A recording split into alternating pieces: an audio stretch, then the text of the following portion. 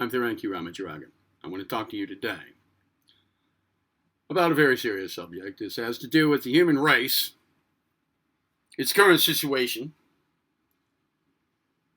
and its future, as well as the evolvement of the race, as well as the evolvement of the greater solar system, galaxy, universe, cosmos, hopefully in accordance with universal will. Now, I am quite convinced that the state of human affairs on this planet is in a dire situation. I'm also quite convinced that the human race is a hybrid species, and just how hybrid I'm unsettled upon, and it doesn't really matter, but we're a combination of various different species, okay? I believe also that at some point in our evolvement, however you want to take that word, here on this planet, we have been bred or genetically manufactured into being a slave race long ago, thousands of years ago. And we have been under the domination of various bloodline families around the world for a very long time, who have attempted to control us, and particularly to enslave us, and by means of, in large, if not just physical enslavement, consciousness hijacking. That's what I call it, consciousness hijacking, or control of our minds. Government. Govern meaning to control, and ment coming from, I believe, an ancient, a Greek word, mente, or mentation, mental, mentality, etc. Ment, mind control, government, mind control. Controlling our consciousness by way of controlling our perception, controlling also our vibrational frequency, the vibrational frequency of our consciousness in large, keeping it in a low state, a lower astral state, let's say, or a low fourth dimension state, however you want to call it, by way of keeping us in not just ignorance, but in low mental states involving fear, anger, hate, guilt, etc. I believe also that there are certain races, species, which we would call alien, but how alien they really are, I don't know. I believe that we're alien here too. And I don't really think that we have a real right to call Earth our home. We certainly seem to be a little out of place here, with the exception of domestic animals. Most animals here tend to stay away from us. I don't think that we are native to this planet in our current form. Not at all. No. Anyway, I also believe that there is a very dark history of us being food in one way or another, either physical food for species here, let's say reptilian species here, from other places in the cosmos, for their physical manifestations in various royal bloodlines who have a high level of reptilian genetics, as well as let's say energy food for lower fourth dimensional, the more royal of the reptilian races, which are extra dimensional, that is, denizens of the lower astral plane or the lower fourth dimension. Okay, by way of this latter, by way of sacrifices made to them or the gods, and child rape, sacrificing, cannibalism, etc. It's rampant. It's always been rampant, especially among our people in high political positions, people in entertainment, the media, high-level people in entertainment, high-level people in media, high-level people in medicine, in just about every social institution that we have. Now, I posted a video here, I forget what it was called, recently, saying that we have a right to protect our species, our children. Okay, so while it is the case that other species have a right to feed, such as any species does, it has a right to feed, and it may feed on other species, okay, in the animal kingdom, let's say. We have a right to protect ourselves from being fed upon. And while reptilians, let's say, of whatever dimension, whether physical or not, whether here on this planet right now or not, they have a right to feed too. But we have a right to preserve our own species, to protect our own young, and to prevent ourselves from being fed, to being turned into food, one way or another, okay? We consider it a vile thing if one person cannibalizes another. In large, we do. We consider it that. It might not be illegal everywhere, but it's considered vile. We don't like it when other people prey on our children sexually, or drink their blood, or hack them apart in satanic rituals, or any other way. We get offended at that, and rightly so. But then again, we eat veal, the babies of cows. I think that's a little offensive to the cow. And I have suggested in other videos that perhaps if we don't like it, then maybe we shouldn't do it. And one species is as good as the next, pretty much, right? Now, we could say, well, okay, yeah, I understand reptilians, or I understand Satanists, or I understand royal families, ruling families, the Bush family, the Clinton family, you name it. All the way back through time, Vlad the Impaler, you go on and on and on all the way back, okay? All right, well, they have a right to whatever kind of food they want, right? I mean, there are other species, they consider humans food. They want to vampire off our energy, let them, because that's their food, okay. We might say that. We might. You got to understand, everybody has to eat, right? But it so turns out that these lower astral denizens, lower fourth dimensional critters, and the like,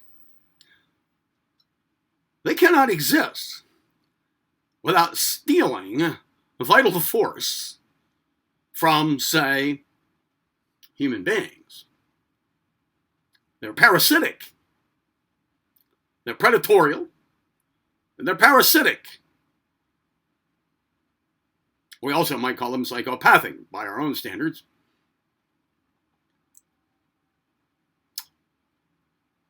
They must feed off us. This is why they do. They must, because they, being low fourth dimension or low astral plane entities, are pretty much cut off from the source of life force itself.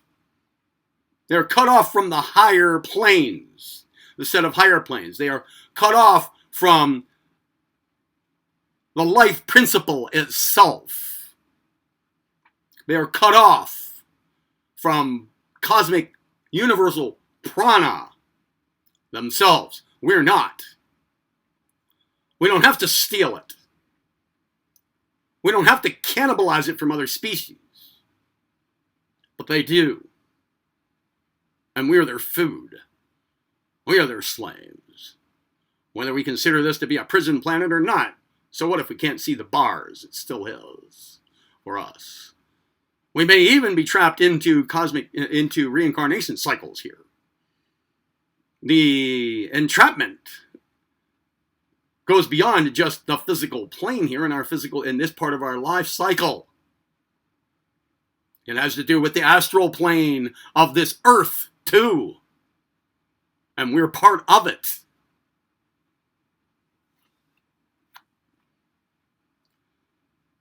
So let's call them the bastards. Okay? If they have cut themselves off one way or the other by refusing to themselves evolve, that's not our problem, you see. If we have to be their life force, their life source, if our life force is their life source, screw them. I'm not saying I understand the whole cosmic plan. Perhaps they're more important in it than we are. I don't know. But we do have a right to preserve our species and to look out for our young and protect our skins and protect the share of life force we have. We don't have to let others vampire off us just because they have no other source of food. It's not our job to have to do. If they cannot themselves find it within themselves to genetically mutate themselves, to manipulate their own DNA so that they can evolve more, or seek a better way for themselves, that's not our problem, see? Not my problem. I care about all life. Yes. But I also don't like, let's say, termites eating my house. See?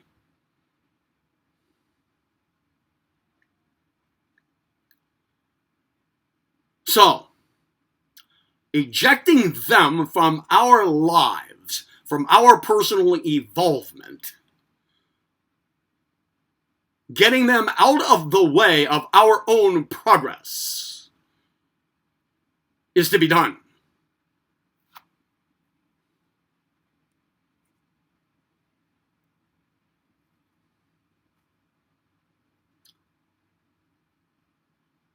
Don't do it because you think you know what's best for the universe, or because you think that's the right thing to do.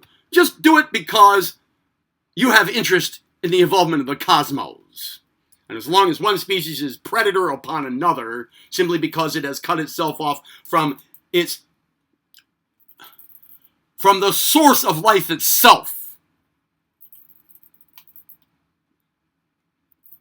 do it because you care about that. Do it because perhaps you believe it is universal will for all species to evolve without having to vampiristically, parasitically, pathologically, and predatorially feed off others and withhold those others' own evolvement for their purposes. No.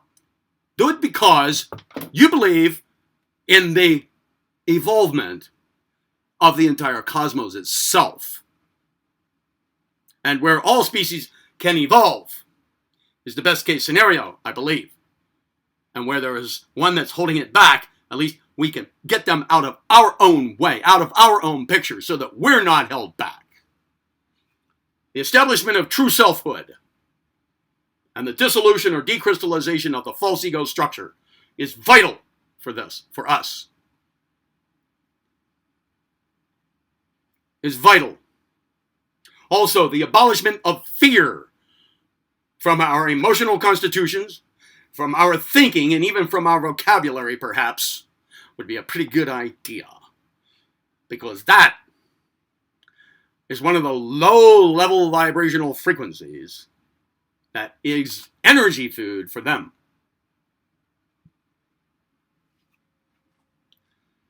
Have no fear.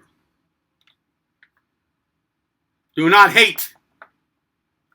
Wipe it out. Polarize it. Get away from guilt,